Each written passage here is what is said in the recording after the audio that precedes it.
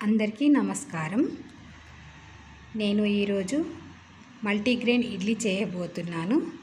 దానికి కావలసిన పదార్థాలు: పొట్టు మినపప్పు, రాగులు, సజ్జలు, జొన్నలు. పెట్టుకుంటున్నాం కాబట్టి మేము 2 రోజుల కొలతలు చెప్తున్నాను. పొట్టు మినపప్పు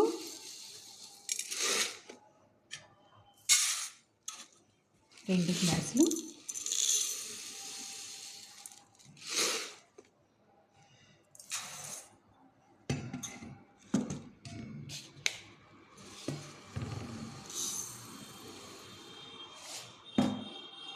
రాగులు 1/4 కప్పు దాకా తీసుకోండి. జొన్నలు ఇవి కూడా 1/4 కప్పు దాకా తీసుకున్నాను.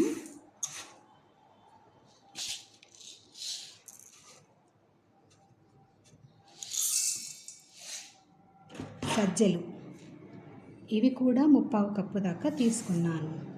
వీటిని బాగా కడిగి 4-5 టైమ్స్ కడిగి, దీనిలో బాగా చెత్త వెళ్తుంది, మురికి నీళ్ళు కూడా మురికిలాగా వస్తుంది. వాటరు బాగా కడిగి నానబెట్టి సాయంత్రం మిక్సీ చేసుకోవాలి.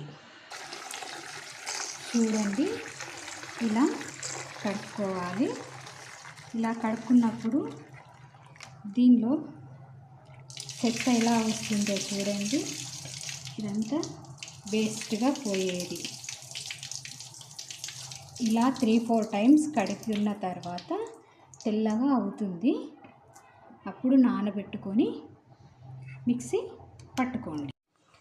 మల్టీగ్రెయిన్ ఇడ్లీకి నానబెట్టాం కదా, 8 గంటలు నానిన తర్వాత ఇలా మిక్సీ జార్లోకి తీసుకొని మిక్సీ పట్టుకోవాలి.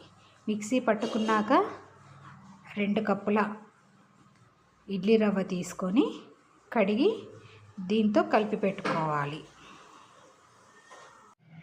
2 గ్లాసుల రవ్వ తీసుకున్నాను.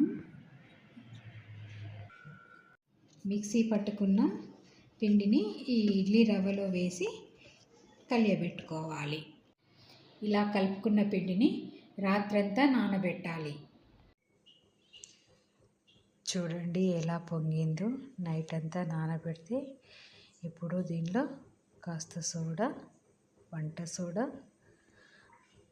ఉప్పు కలిపి మనం ఇడ్లీగా ప్రిపేర్ చేయాలి. ఇలా మెత్తని దూది లాంటి ఇడ్లీలు మనకు తయారవుతాయి.